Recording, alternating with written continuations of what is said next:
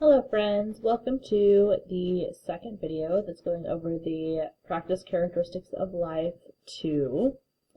So hopefully you also have this part done and you're just checking your answers against mine. So like I said before, there are more questions than there are answer choices, so you will be using some of these multiple times. So if you need to go back through and finish some of those now, please go ahead and do that. Okay. So starting with number 1, when a human steps out in cold air, the body begins to shiver in order to keep its temperature 98.6 degrees Fahrenheit. Now this one I think is one that you could definitely put 2 down for. So first is, when a human steps out into the cold air, the body begins to shiver. So this is the cause, this is the effect, also known as the stimulus and the response. So you definitely, this is definitely an example of responding to a stimuli. But it also adds in this part here of in order to keep its temperature at 98.6 degrees Fahrenheit. So definitely it should for sure also have put down maintains homeostasis. This one is an example, or this one sentence is an example of both of those. Okay. Moving on. Plants produce their own food through the process of photosynthesis. Anything that mentions food, you know is going to be energy. An adult hydra is producing its offspring through budding. So, creating offspring would be reproduction. The roots of a plant grow toward a source of groundwater. This specifically says the word grow, so we know that this has to be grows and develops.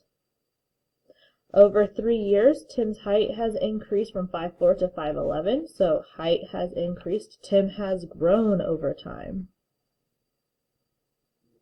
A pill bug eats a carrot. Anything that mentions food or has to do with food would be obtaining and using energy. A baby songbird hatches from its egg. So, a baby songbird hatches from its egg after it is done growing big enough to live outside of the egg. And a baby is formed through reproduction.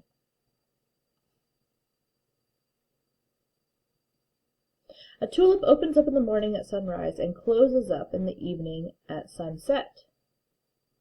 This one is also an example of 2. Which 2 do you think this is? Definitely 1 would be responding to a stimulus. When the sun is out, the tulip opens up. When the sun goes away, the tulip closes. Also, this would be likely an adaptation to the environment. Okay. A caterpillar hibernates in a cocoon and emerges as a butterfly. This would be growing and developing, going into a different life stage, right? So life cycles, growing and developing. It is thought that humans and chimpanzees once shared a common ancestor. Definitely adapting, right? Think evolution. A beaver is an organism composed of many different types of cells. So composed of cells. You could also say that it's composed of many different types. So this also shows some sort of organization. All of these different cells come together, are organized in a specific way to create the beaver. A sea worm drops its tail and the tail becomes a new worm. Okay, well, to become a new worm, it definitely has to grow and develop. And reproduction. It's creating a new worm. As a, oh, you cannot see this. I am so sorry that I've been writing and you can't even see what I've been writing. Here you are. Okay. Here, I'll give you a second to look at that. Okay. As a sea worm is placed in fresh water, the pulse slows down in order for the worm to conserve energy. This one, I think, is an example of 3 of them. So, first, when the worm is placed in fresh water, so this happens first, then this happens. So this is the stimulus. This is the response. So that would be E, that it responds to a stimulus, responds to the environment.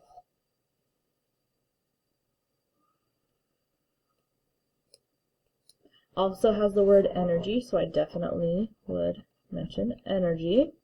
And the third one, it says in order to conserve energy. So this is, it's doing this to maintain homeostasis. Single-celled organisms live in the pond in front of the school, so made up of cells. And last one, the owl's night vision allows it to see the movement of mice on even the darkest of nights. This would be an example of an adaptation that has happened through generations of owls. Okay, make sure that your answers are the same as mine, and then go ahead and flip on to the next page.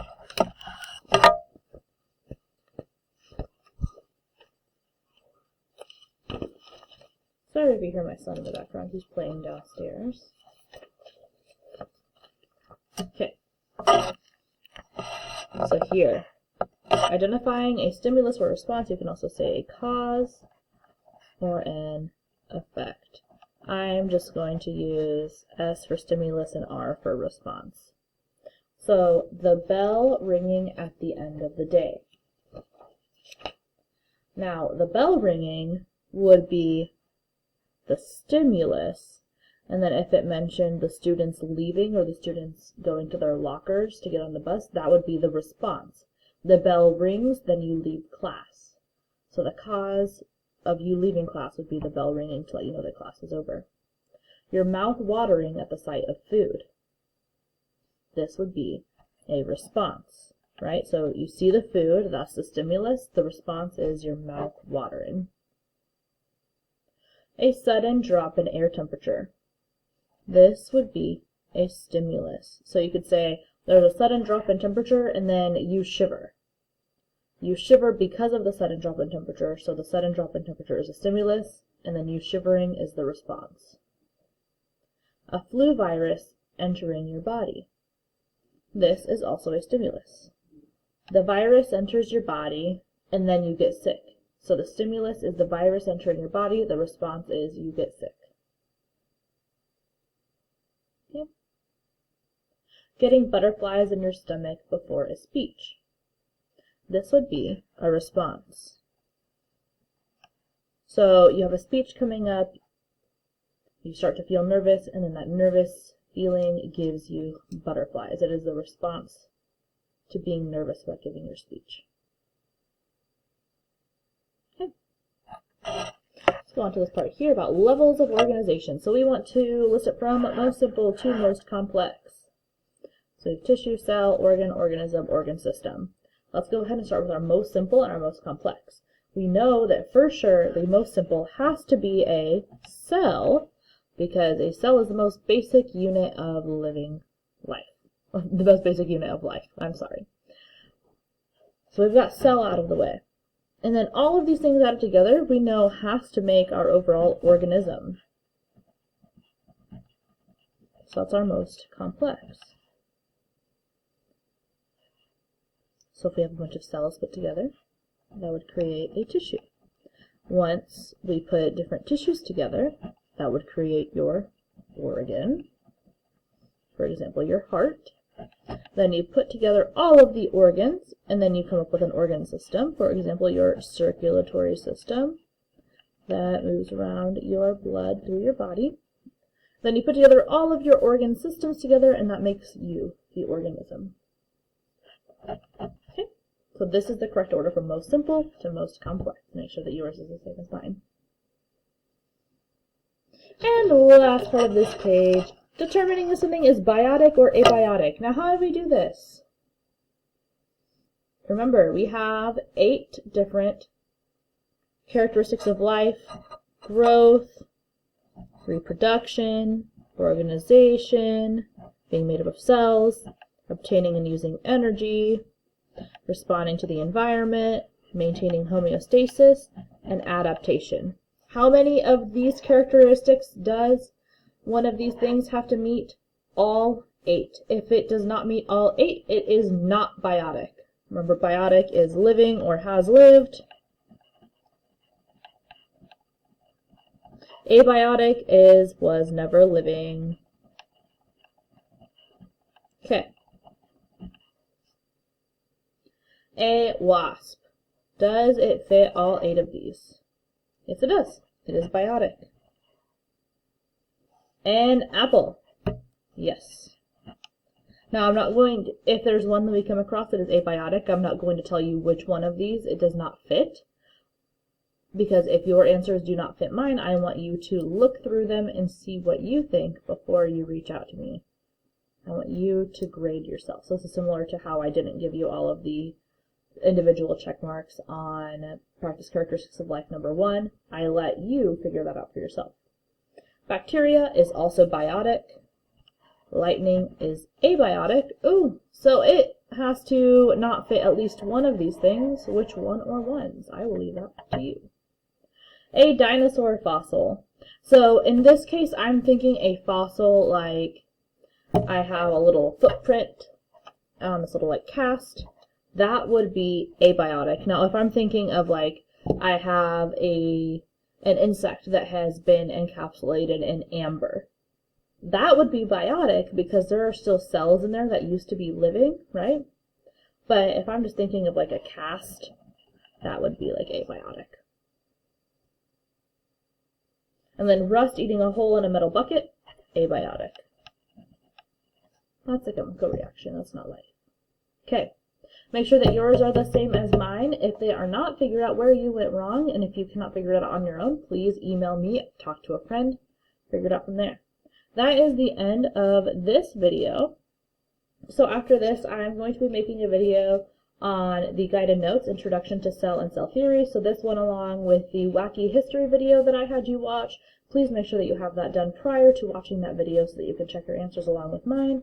If you have any questions, please feel free to reach out and email. I will try to respond as quickly as I can, but remember that I have an 11-month-old at home, so it might be a little difficult for me to always be next to my computer. Thanks. Bye for now.